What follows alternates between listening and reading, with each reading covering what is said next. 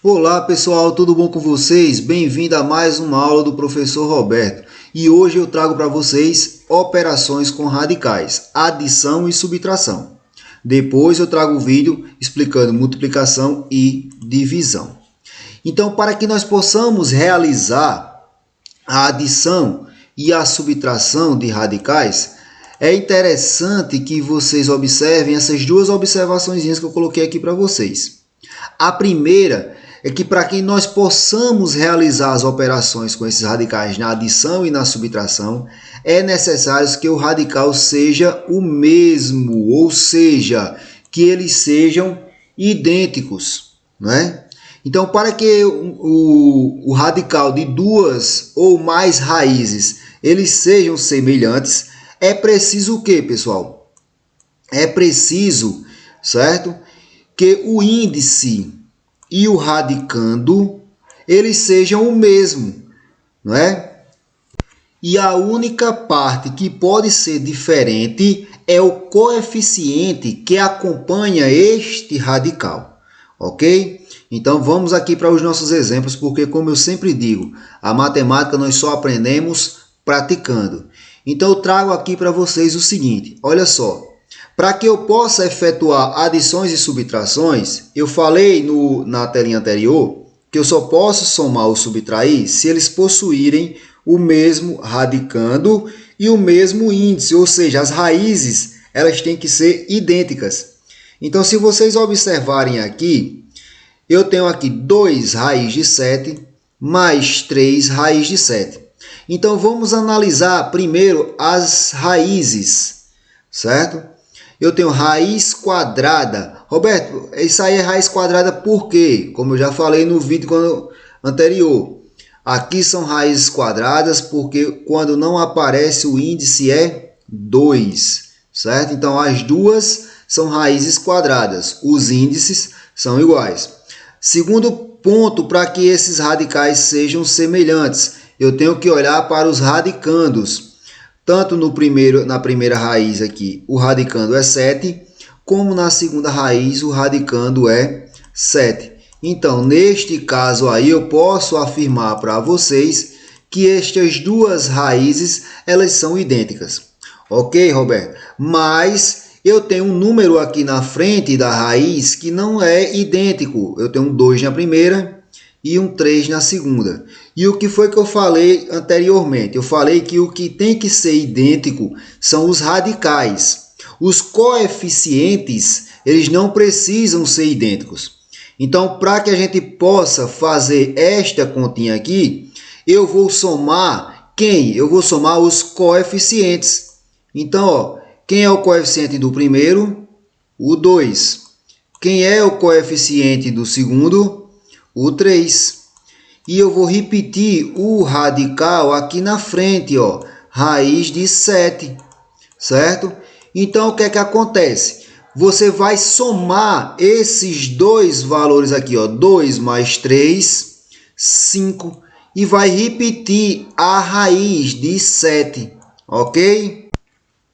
Da mesma maneira que a gente fez a adição, nós podemos fazer também a subtração. Mas, antes de iniciar a operação, o que é que eu tenho que fazer? Eu tenho que observar se os radicais, em cada um dos termos que eu estou operando, se eles são semelhantes. Então, vamos pegar aqui o primeiro. Ó. Eu tenho raiz cúbica de 5. No segundo termo aqui, dessa expressão, eu tenho raiz cúbica de 5. Então, mesmo índice, mesmo radicando. Então, elas são semelhantes, eu posso fazer a operação. Então, eu vou ter o coeficiente da primeira, 4, menos, no caso aqui é uma subtração, o coeficiente do segundo termo, 6. E aí, o radical, a gente vai repetir ele. Ó. Então, ó, raiz cúbica de 5. Ok. Então, agora é só fazer a questãozinha aqui, ó. 4 menos 6 vai dar menos 2, porque o 6 é maior, não é isso? Ó? Números de sinais diferentes, subtrai e conserva o sinal do maior. Roberto, e o radical, o que é que eu faço? Eu vou repetir ele da mesma maneira, certo? Então, o radical, ele é repetido. Beleza? Roberto, você fez aí com 2 termos. Se tiver 3 termos, 4 termos, do mesmo jeito, pessoal. Porém, você só pode juntar se os radicais forem semelhantes. Olha este outro exemplo aqui. Eu tenho 3 termos aqui nessa minha continha. Mas olha só os radicais aqui, o que acontece, ó. Vamos olhar para eles. Os radicais, eles são semelhantes. Então, se são semelhantes, ó, mesmos índices e mesmos radicantes. Então, eu posso somar quem? Eu posso somar os coeficientes.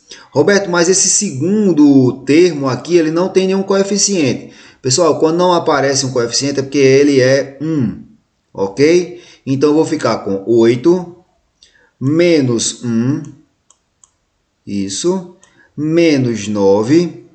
E aí, nós vamos fazer o quê? Repetir aqui a minha raiz, como ela é semelhante. Então, nós temos aqui raiz cúbica de 6. Ótimo. E agora eu vou fazer a continha aqui, ó. Menos 1 com menos 9 dá menos 10. Menos 10 mais 8, sinais diferentes, subtrai e conserva o sinal do maior, vai ficar menos 2. Então, nós vamos ficar com menos 2, coincidência, né, com a questão anterior, só que aqui agora é raiz cúbica de 6. Ok? Roberto, se por acaso esses radicais tiver algum diferente pelo meio, se tiver algum diferente, pessoal, o que é que você vai fazer? Você vai pegar e deixar ele separado, ok? Deixa eu só mostrar aqui para vocês uma maneira aqui de fazer um exemplo desse, ok? Então, vamos lá. Eu vou só mostrar aqui para vocês como a gente vai fazer este exemplo. Então, antes de eu resolver este exemplo que está aqui na tela, eu vou colocar um aqui, ó. Então, se eu tiver raiz quadrada, certo? Aqui nós temos raiz quadrada de 2, mais raiz quadrada de 3, mais 2 raiz quadrada de 2. Então, neste caso aqui, pessoal, o que é que acontece? Acontece que este primeiro termo aqui, ele é semelhante a este outro termo aqui, ó. Esses dois eu posso somar, ó. 1 mais 2, 3, raiz de 2.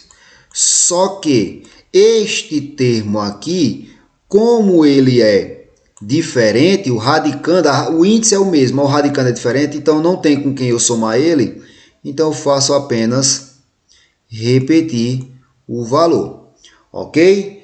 Então, eu não posso somar esta raiz de 2 com essa raiz de 3. Por quê? Porque elas são diferentes. Beleza? Pronto. Então, o que acontece? Mas, Roberto, se tiver um número grande, eu posso simplificar este número para encontrar uma raiz menor, para ver se ela é semelhante à outra? Pode. E é justamente isso que eu vou fazer aqui com vocês agora. Eu vou simplificar, ensinar a vocês como simplificar um radical para que a gente possa fazer uma operação, certo? Então, eu tenho aqui raiz quadrada de 27. Nós sabemos que a raiz quadrada de 27 não é exata, porque o 27, falando como aqui é uma raiz quadrada, ele não é um número quadrado perfeito. Roberto, como identificar se um número ele é quadrado perfeito? Aqui no nosso canal, aí os vídeos, você vai encontrar um vídeo explicando bem direitinho como identificar se um número é ou não é quadrado perfeito. Então, este 27 ele não é quadrado perfeito, ou seja, ele não possui raiz exata, mas tem como a gente simplificar. Como, Roberto, eu posso simplificar? Você vai decompor ele em fatores primos, certo? Então, ó, o 27 não dá para dividir por 2, então o próximo número que nós temos aqui para dividir é o 3. 27 dá para dividir por 3, ó. 7 mais 2 dá 9. 9 é divisível por 3, então dá. 27 dividido por 3 dá 9, que por sua vez também é divisível por 3, que dá 3. E mais uma vez é divisível por 3, dá 1. Então, observando aqui, como o índice da minha raiz é 2, é uma raiz quadrada, eu vou agrupar aqui de uma maneira que eu possa simplificar de 2 em 2 os termos semelhantes. Ó. Então, aqui vai ficar com 3 elevado ao quadrado vezes 3. E aí, eu vou substituir aqui no lugar do raiz de 27. Ok? E aí, eu vou ficar com 3 elevado ao quadrado, isso, vezes 3. Existe uma propriedade dos radicais, que também nós já temos um videozinho aí explicando, que fala o seguinte, ó, se nós tivermos uma raiz n, certo? Uma raiz n de um número elevado a n, eu posso cancelar esse índice com esse expoente, que eles são semelhantes, e o resultado fica a base que está no radicando, do número que estava no radicando.